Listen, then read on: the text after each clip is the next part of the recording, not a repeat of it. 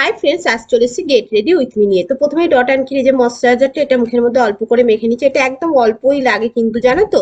তারপরে এটা মুখের মধ্যে মেখে নেওয়ার পর আমি আজকে ইউজ করব অরিফ্লেমের এই যে পিচ গ্লোটা। এটাও আজকে অল্প করে দিচ্ছি। এটাতে কিন্তু মুখে খুব সুন্দর গ্লো আসে একটা।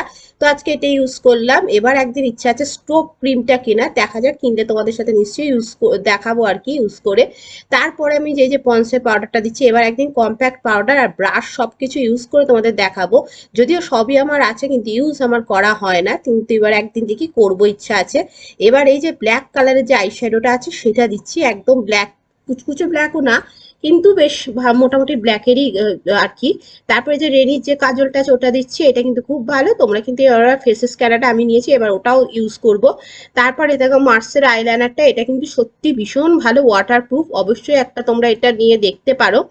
তারপরে আমি এবার আইব্রোটাকে একটু সুন্দর করে ড্র করে নিচ্ছি। এবার ড্র করে নেওয়ার পর এবার আমি এই দেখো এখানে আয়নাটাকে সামনে নিয়ে এসেছি, স্ট্যান্ডটা নিয়ে এসে এবার আমি যেটা দেবো সেটা হচ্ছে আমার পিঙ্ক কালারের একটা সুন্দর লিপস্টিক আছে। তো এইটা আর কি আমি ইউজ করছি। এটা এমনি একটা লিপস্টিকটা, নামটা আমি কোম্পানিটা ঠিক বলতে পারবো না, মনে পড়ছে না আর কি। তো এটা দেওয়ার পর এবার যে ড্রেসটা পরবো সেটা কিন্তু শুধু তোমাদের জন্য পরছি, আমি কিন্তু এই ড্রেসটা পরে বাইরে কখনোই যেতে পারবো না। এই যে ব্ল্যাক কালারের টপ, এটা কিন্তু বিচ ড্রেস, এটা কিন্তু বিচে পরলে হেভি লাগবে। তো চুলটা এভাবে রেখেছি, আর এই দেখো পরে নিয়েছি হট প্যান্ট। এবার এই সেজে তোমাদের সামনে এলাম, কেমন লাগছে জানিও তো বন্ধুরা।